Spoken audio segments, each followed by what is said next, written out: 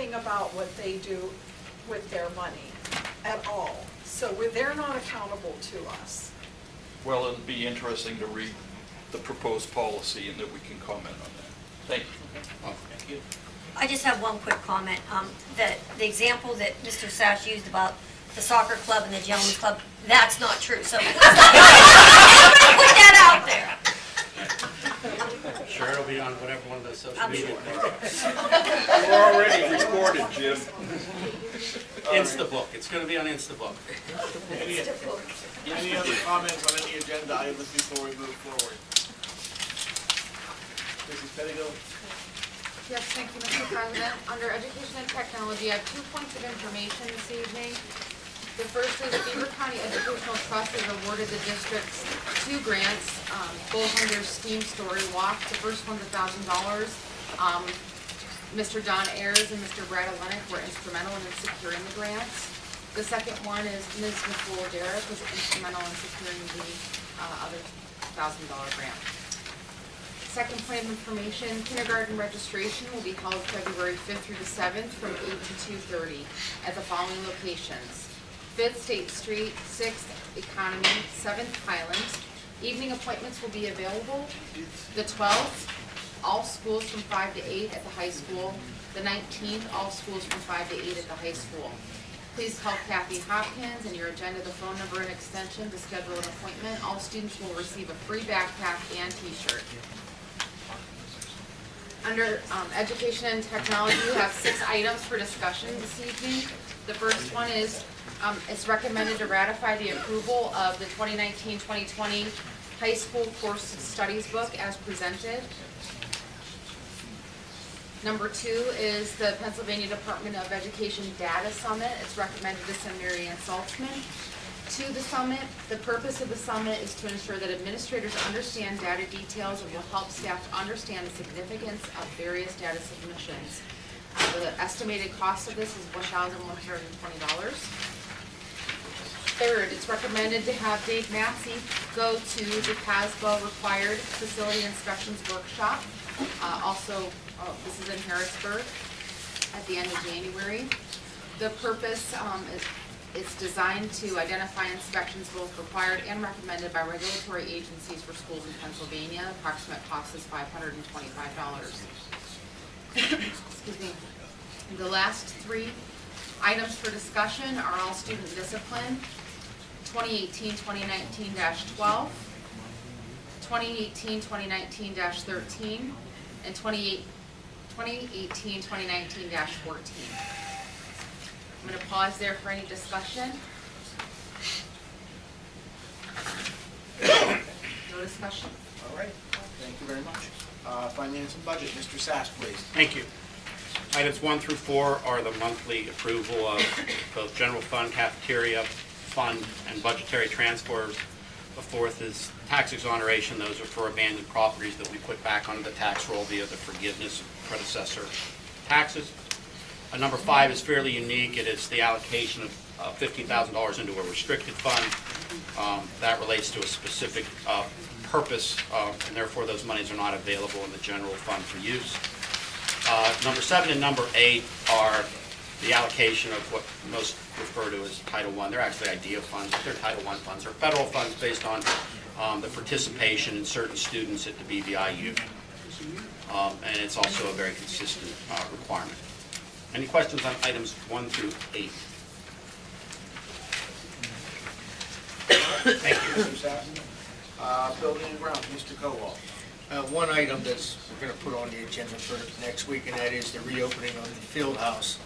We are in the process of wanting to pull out half of the bleachers, and they're going to bolt those together and be certified so that they can hold people over there. We're going to redo the floor because the floor over there needs redone, and then we're going to start playing our basketball games over there. The total cost is supposed to be $2,000 for the floor and $1,400 for the bleachers. So you're looking at $3,400.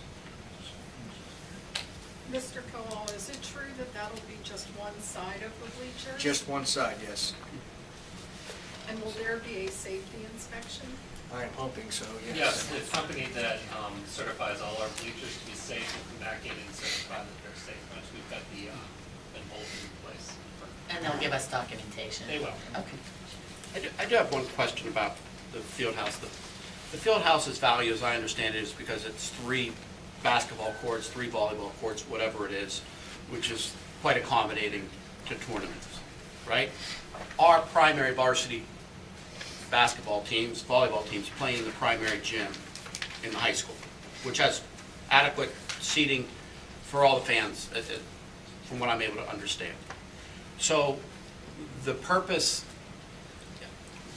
this is not a discussion about spending $4,000 to pull out one side of the bleachers. The real discussion is you lose one court because you pull out the bleachers. And is the long-term benefit of the Fieldhouse really for the use of simultaneously these 2 or 3 courts? And are you really just trying to accommodate half of a basketball season because the boys' basketball team would rather play in the Fieldhouse than in the high school? Then I just call a spade, right? They would rather play in the Fieldhouse than play in the high school. And are we really compromising the ultimate use of that facility, which is to provide simultaneous courts for very large events and multiple practices? For example, right now the batting cage is in one court, right? And or softball, the basketball teams play there both at the same time, girls and boys in some cases. Are we kind of cutting off our nose to spite our face? And again, it has nothing really to do with the bleachers, but if you make the bleachers semi-permanent, which is basically what we're going to do by bolting them together, are you not really compromising a really large facility to become something that's not more than the high school gymnasium that we have? And because we have a high school gymnasium of equal quality or better quality, I question why we're even going to pull the bleachers out at all. This was done at the request of the basketball coach and athletic director.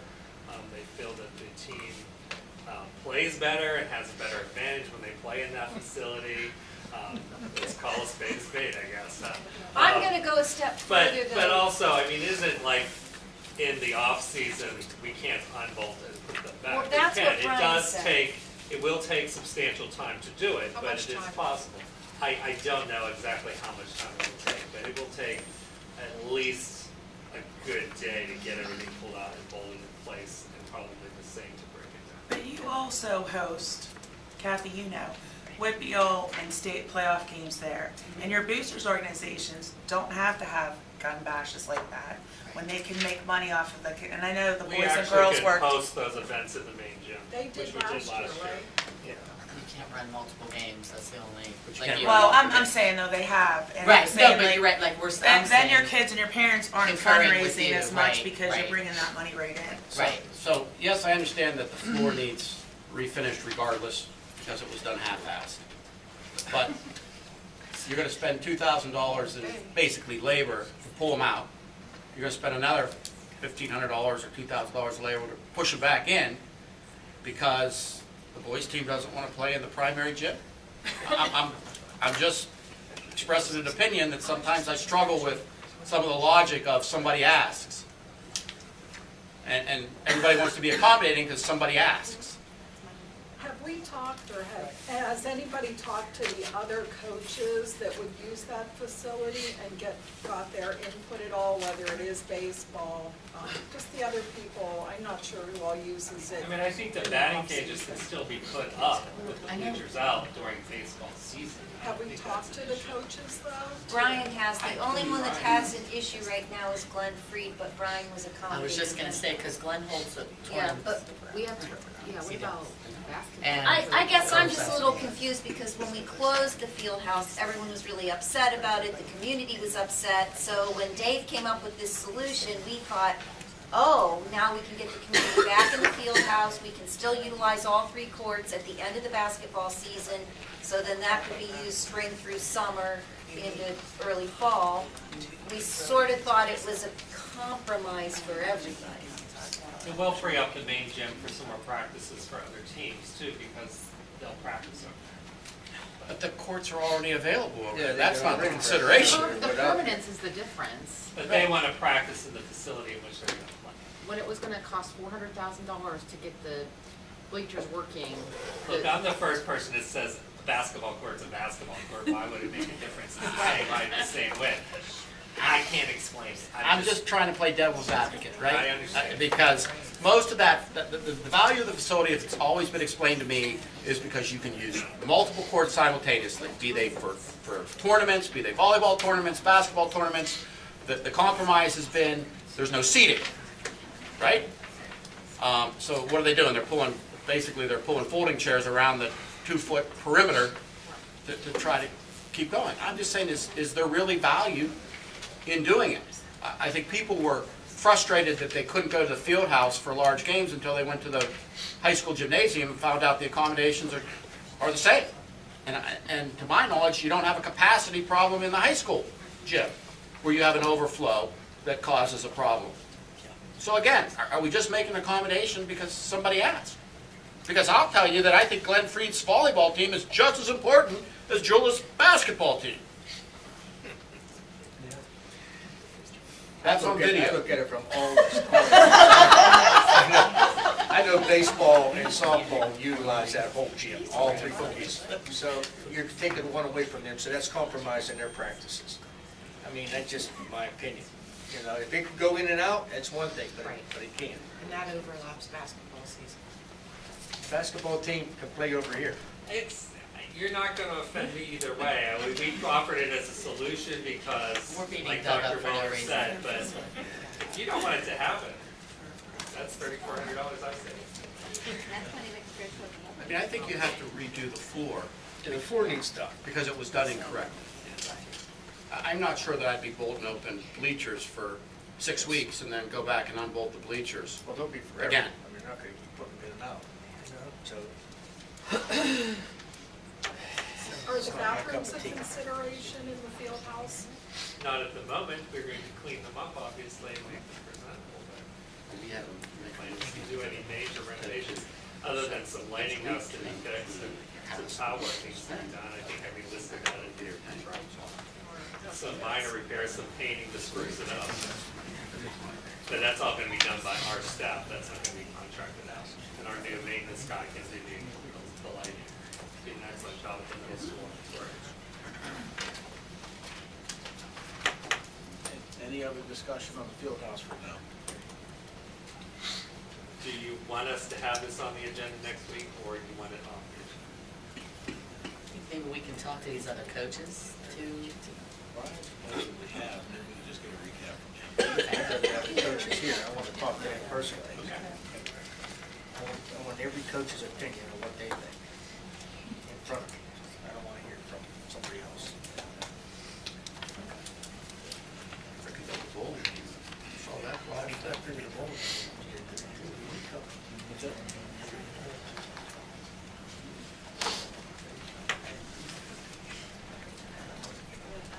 Okay, we'll move on to athletics now. Mrs. Fisher, I'm sorry. Thank you, Mr. President. I have one item for discussion tonight. Overnight tournament participation request. It's recommended to approve the high school boys varsity volleyball team to attend the following overnight tournaments. Northeastern High School, Manchester, March 30th, 2019. Central York High School, York, PA, April 13th, 2019. State College High School, State College, PA, April 27th, 2019. Any discussion, any questions? Public relations, Mrs. Miley. Nothing to report this evening. All right. Steering and rules, Mrs. Kehoe. Item number 1 is policy 100. It is the comprehensive planning. It's a second reading. It's to adhere to the Pennsylvania Department of Education guidelines. Any questions on item number 1? Item number 2 is policy 112, school counseling, also a second reading. It's to update the goals of that school counseling program. Any questions?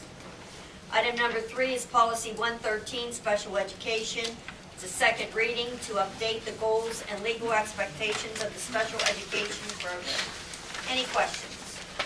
Item number 4, policy 113.1, discipline of students with disabilities. It is a second reading to update programs for students with disabilities requiring specific interventions to address behaviors that interfere with learning. Are there any questions? Item number 5 is policy 123, interscholastic athletics. Second reading, it is to update the guidelines for the program of interscholastic activities. Is there any questions? Item number 6, policy 123.1, concussion management, second reading, and is to provide guidance for prevention, detection, and treatment of concussions sustained by students while participating in an athletic activity. Item number 7 is policy 123.2, sudden cardiac arrest, second reading. It is to provide guidance for prevention and recognition of sudden cardiac arrest in student athletes. Is there any questions on that one? Item number 8, policy 140.1, extracurricular participation by charter/cyber charter students, second reading. To establish policy on extracurricular activity and interscholastic athletic participation by a student enrolled in a charter or cyber charter school. Any questions? Item number 9, 10, and 11 is policies 222, 323, and 423 is the tobacco/nicotine first reading and it's going to cover pupils, administrative employees, and professional employees. And it's to establish guidelines and definitions related to the use of tobacco by students, administrative employees, and professional employees. Is there any questions on those? I have a question. For employees, if they're a cigarette smoker, how far away from the building? Off school property. Off school property, thank you. Okay, Mr. Phillips? Item number 6, are we recommended that before a person has a concussion, that they see a doctor and the doctor signs off on it before they're reinstated and able to play? Is it in the policy? I don't think it's in the policy, the doctor sees it. I don't know. I can look. I know they have to I'm be almost sure it is, or it should be. No, They can't be released with a concussion. No, I believe the protocol is that the trainer will do a concussion evaluation, and if they pass that evaluation, they are allowed to return to whatever game or sport that they participate in. If the trainer determines that they may have a concussion, then they're required to have a doctor's excuse to return. I'll double check, Roger. I've seen doctor's excuses I many just want to make sure the times, word, so- I don't want a kid going back in Right. because I'd rather have a doctor. My daughter had concussion, she had to be cleared. She went to the doctor, she had to have to bring out.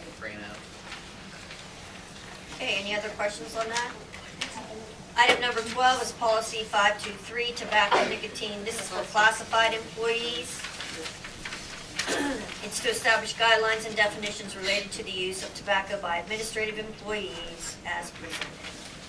Any questions on that? Item number 13, policy 104, non-discrimination/discriminatory harassment employee practices, first reading, is to provide to all persons equal access to all categories of employment in the district regardless of race, color, age, creed, religion, sex, sexual orientation, ancestry, national origin, marital status, genetic information, pregnancy, or handicap/disability as presented. Are there any questions on that? Item number 14 is we are going to table for some further evaluation, and we want to do a little bit more looking at the wording in it. So that will come back in the future. That's all I have. Okay. Legislator, Mrs. Keto. Nothing for this evening. Okay. Sunshine Law, please.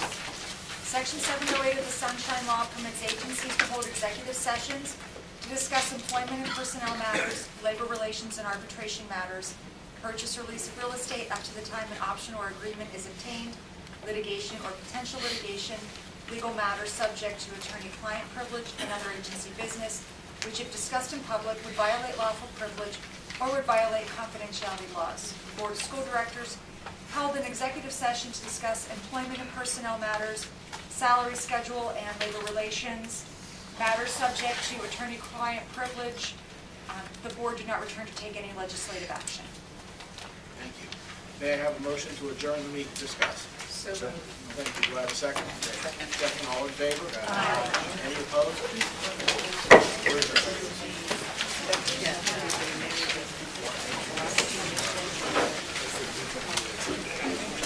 First is full. That's the one. Field days would run out of film by now. Yeah.